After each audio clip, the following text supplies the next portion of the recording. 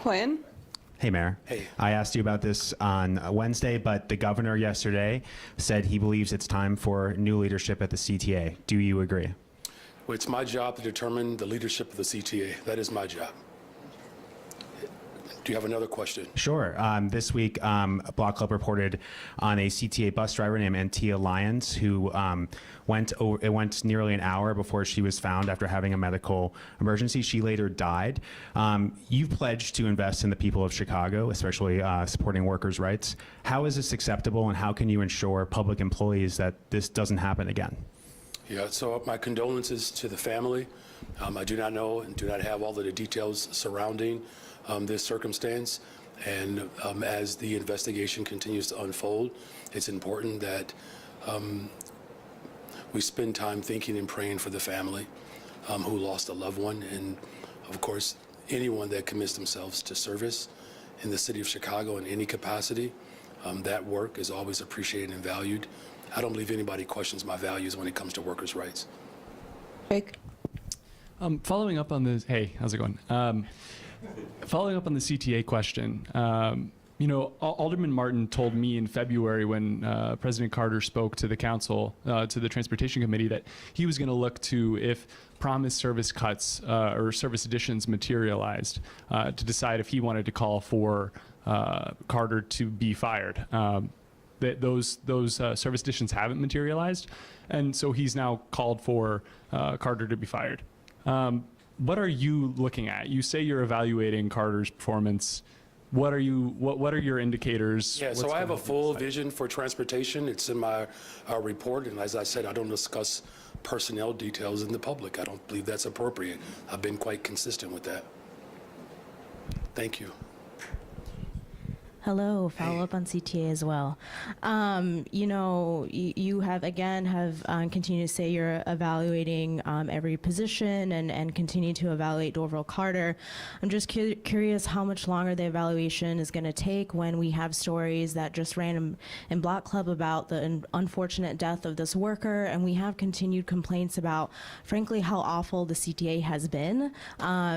Post-COVID, during COVID. So curious, when can we expect a timeline on an announcement on whether you decide to keep Carter or fire him? All right, well, right now he is still, he's still employed. And again, I don't discuss personnel details publicly. Good evening, Mayor. Good evening. What do you make of Alderman Yancey's call for you to invest just as much in Black Chicago as the $300 million spent on migrants to date? Do you accept that challenge? And do you think he fairly represented the investments your administration has made in Black Chicago? So first of all, Alderman Yancey agrees with me. He agrees with me. Everything that we've done has been centered around investing in the people of Chicago. That wasn't a new challenge. That's something that he and I have worked together over the course of our time as organizers. And so that's why this $1.25 billion bonds deal is critical. It's important. It's an investment. It's a real one. Youth employment, mental health, the formerly incarcerated, environmental justice, the unhoused. Those are all critical investments that I promised to make. Passing paid time off, hundreds of thousands of workers, abolishing subminimum wage, hundreds of thousands of workers, primarily black and brown. So there are more people that agree with me now. And I appreciate the work that Alderman Yancey has done over the course of his time as an organizer.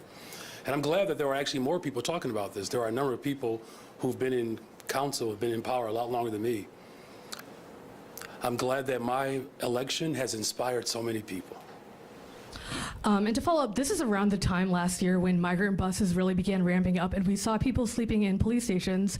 This summer, we have the DNC to expect also.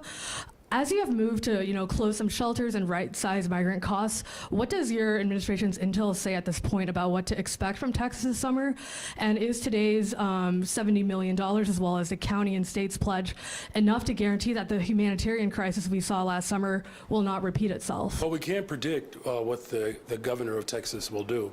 We know what his intentions and desires are, is to create chaos around the country.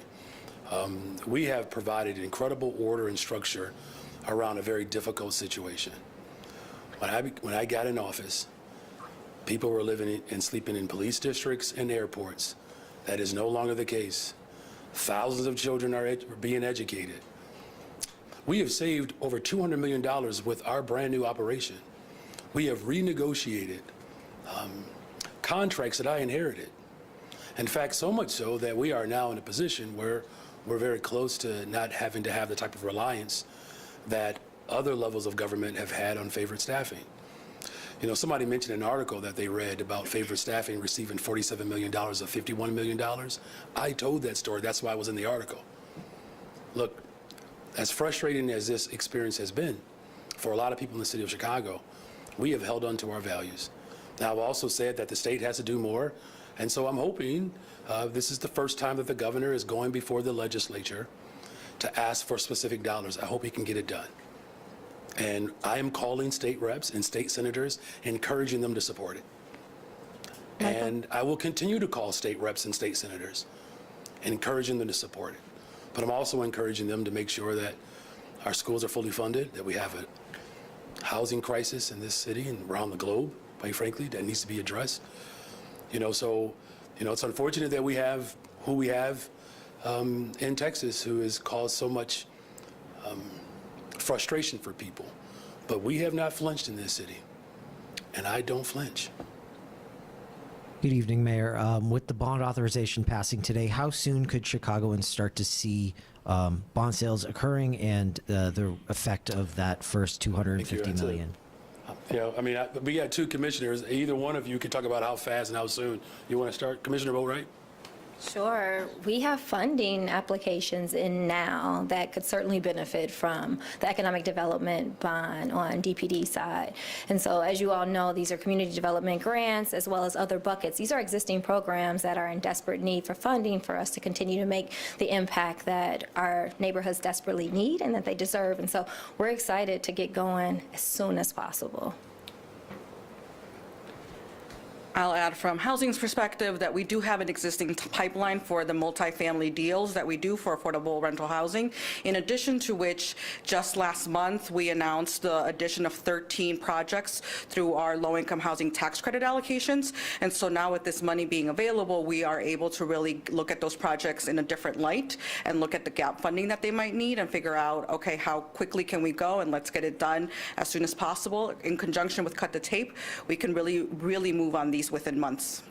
And I know that during the hearings there was mention about criteria for deciding whether or not to let TIFs expire or extend them. When is that criteria going to be made public?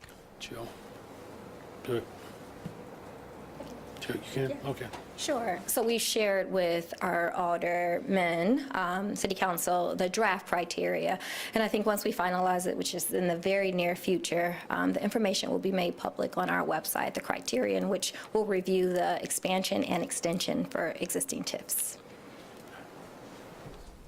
And good evening, Mr. Mayor. Good evening. How do you view the kind of semi-criticisms that you got from members of the council, even those who were voting for the bond issue, about transparency and saying we just haven't seen enough of it up to this point, and what steps will you take going forward? Well, I mean, I appreciate it, but the question. But if you remember the conversation, the issue was 1 million versus 5 million. So the issue of transparency was just sort of muddled in there. They all agree that I'm being transparent. The real argument was whether or not the threshold should be 1 million versus 5 million, because both of them require transparency. There were some members who believed that that threshold was too large, even though it doesn't really even come close to the type of deals that we tend to make on average. You know, so we have provided a very specific layout of the areas of focus for these bonds and how these deals will ultimately help transform communities. But if you remember the argument around transparency was 1 million versus 5 million. So I don't know if it's even a legitimate argument, quite frankly. In following That's up, my though, opinion. What I was hearing was that it was something deeper, that the 1 versus 5 million was a way to address a problem that they saw, and that it wasn't just what amount they were allowed to vote on, but really what kind of information they were getting, what kind of participation and involvement that they were having. So there was full participation even in the drafting of the final product that we actually passed today. I get that there is some level of trepidation that comes from members of city council because of their experiences from prior administrations. They all admitted that. There's nothing in my administration that is remotely close to prior administrations. It's nothing. And so the sort of apprehension that they do have, I certainly understand that. That's why I ran to become mayor of the city of Chicago. I too had that apprehension. And here I am. And so I've made it very clear that I'm going to collaborate and work with individuals. This ordinance did just that. You heard it directly from the chair.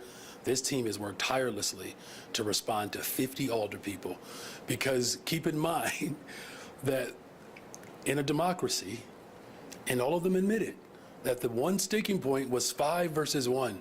I mean, we're talking about in the larger scheme of how we appropriate dollars for these projects that have to get done today. Obviously, the vast majority of the city council members agreed with our presentation. We're going to continue to work with people despite their level of anxiety that they do have, and the type of trauma that they have brought into this position. I certainly understand that trauma, and I'm going to work very hard to help try to ease and soothe some of the trepidation that has manifested in a way in which we all saw on display today. Happy Friday, Mayor. Is it Friday? All right, thanks for reminding me. I'm curious if you have had And any... I'm sorry, what's your name? I'm Mitch Armentrout from the Sun-Times. Okay, all right, Mitch. I'm curious if you've spoken with Bally's chairman, Sue Kim, regarding his effort to take Bally's private, and do you have any concerns about what that might mean for the Chicago casino? Yeah, no, I have not spoken with him. I know that there are some concerns that everyone had from the very beginning around this development, my administration is going to continue to work, with Bally's, as they attempt to make this a public benefit with real revenue.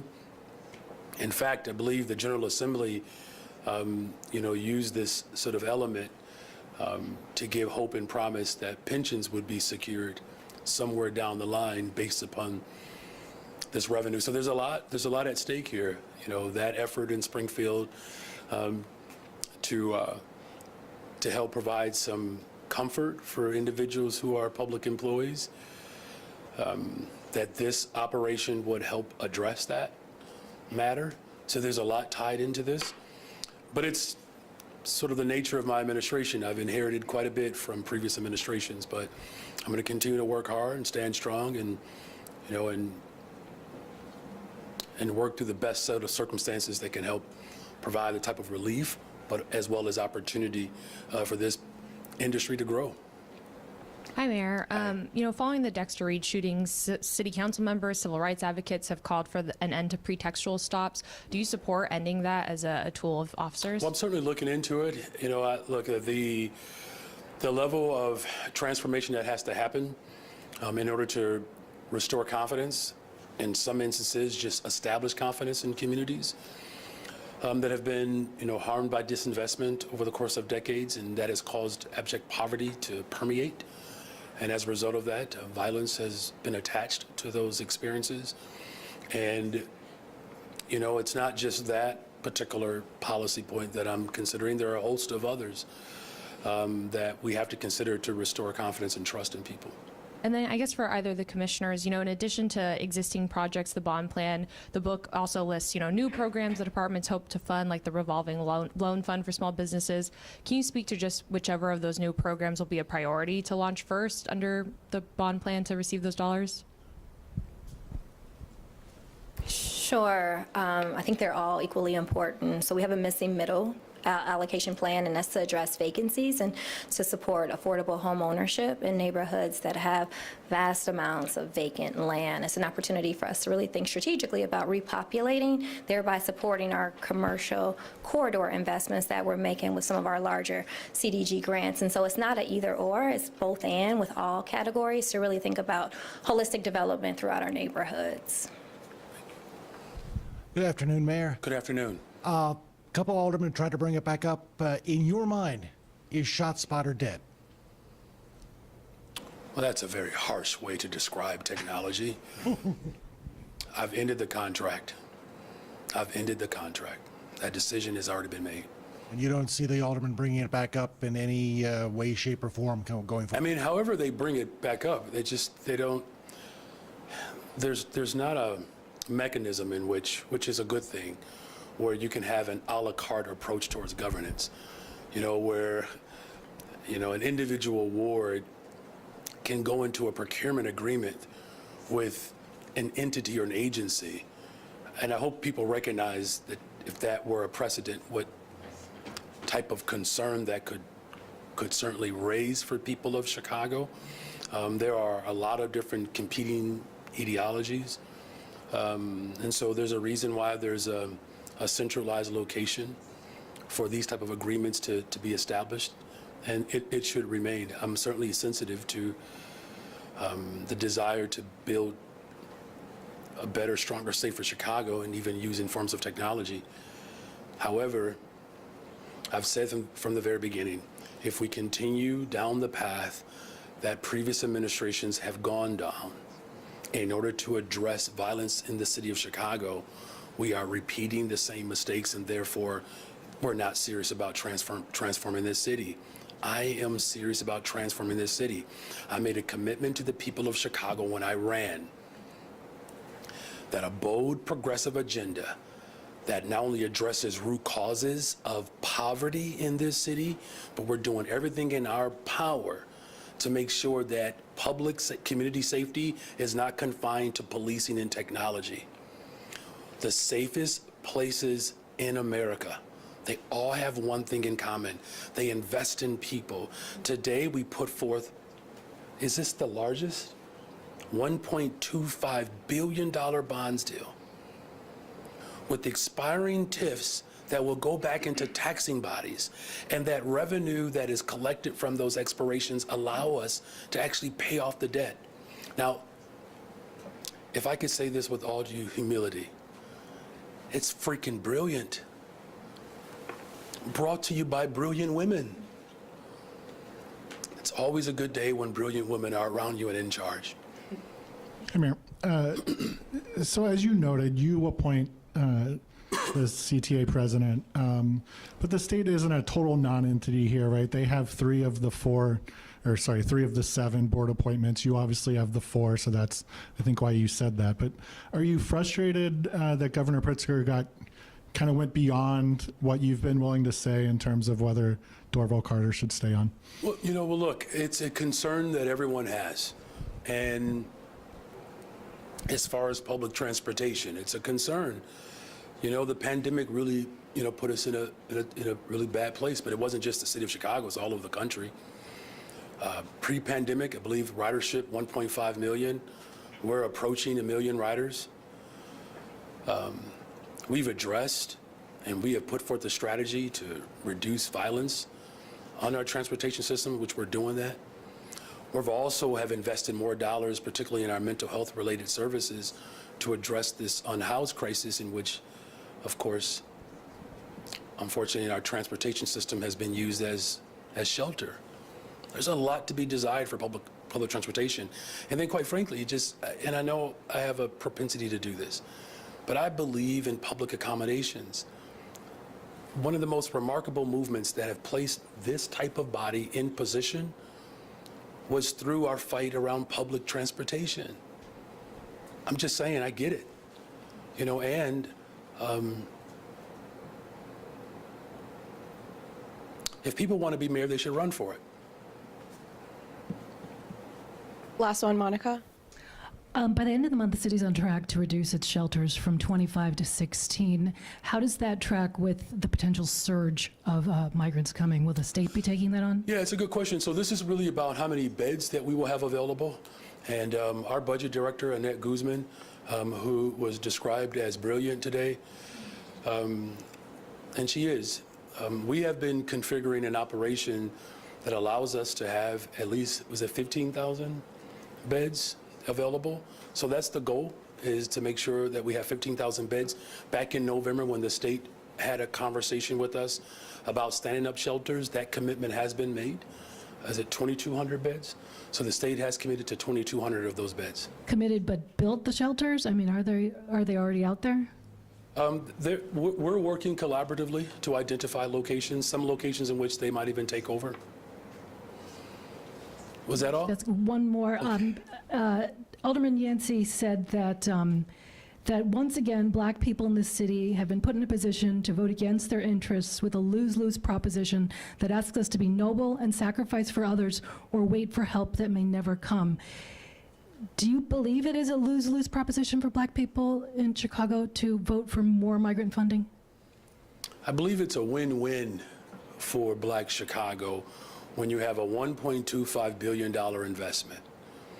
It's also a win-win for Black Chicago when you have a government that is committed to making sure that we're taking care of people.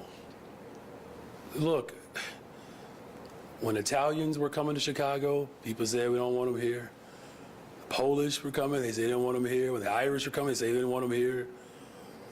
You know, the one group that stands firm, and this is worth the frustration that you're hearing, is that, you know, black folks have been carrying the weight of this country for a very long time. And I know that better than most people. I know that. I was in this building when the city council gave room to shut down schools in black communities.